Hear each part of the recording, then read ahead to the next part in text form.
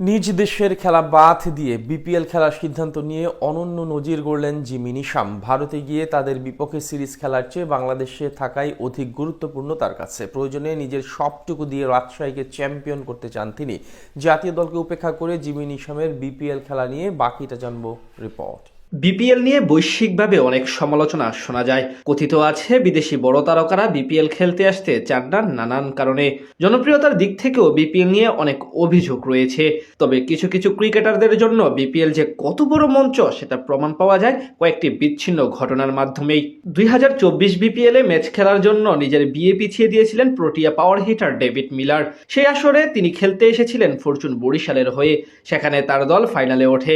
এর মাঝে টুর্নামেন্টের ফাইনালের দিন তার বিয়ে করার কথা রয়েছিল। শেষ পর্যন্ত ফাইনাল খেলার জন্য নিজের বিয়ে পিছিয়ে দিয়ে বরিশালকে প্রথম শিরোপা এনে দেন তিনি, যা ব্যাপক সাড়া ফেলেছিল ক্রিকেট বিশ্বে। এবার একই টুর্নামেন্টের জন্য নিজের দেশের হয়ে খেলার প্রস্তাব ফিরিয়ে দিলেন জিমি নিশাম। বর্তমানে নিউজিল্যান্ড দল আছে ভারতে।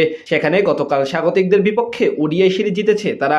এখন মাঠে নামবে টি-20 সিরিজে, যেখানে স্কোয়াডে জায়গা পেয়েছিলেন নিশাম। এদিকে তার দল রাজশাহী ওয়ারিয়র্স বর্তমানে আছে সুপার 4-এ।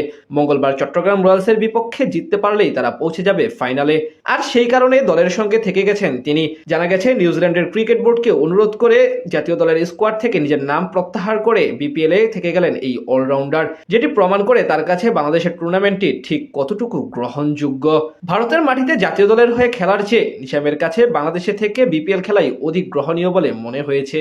এই নিয়ে রাজশাহী ওয়ারিয়র্সের কোচ হান্নান সরকার নিজের ফেসবুক পেজে লিখেন, শুরুতেই বলি জাতীয় দলের খেলা থাকলেও নিশাম রাজশাহী ওয়ারিয়র্সের সাথে থাকছে বিপিএল এর শেষ পর্যন্ত। নিশামকে যখন রিকোয়েস্ট করলাম কোনোভাবে থাকা যায় কিনা, সে নিজেও আগ্রহ দেখিয়েছিল। কিন্তু নিশাম আগ্রহ দেখালেই তো শুধু হবে না, দিন শেষে জাতীয় দলের খেলা, নিশামকে যেতেই হতো। আমাদের দলে নিশামের মতো একজনকে ওই পজিশনে খুব দরকার, তা আমরা সবাই জানতাম। তাই যতটা চেষ্টা করার সুযোগ ছিল আমরা করেছি। বাকি যত প্রসেস সব নিশাম নিজে করেছে।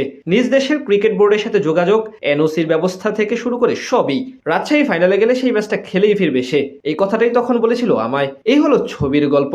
আমি জানি না রাজশাহীর ছাড়া অন্য কোনো দল হলে নিশাম একইভাবে চিন্তা করতো কিনা। শুধু থেকেই একটা সেরা পরিবেশ তৈরি করা এবং বজায় রাখার চেষ্টা ছিল দলের মধ্যে। এসবও একটা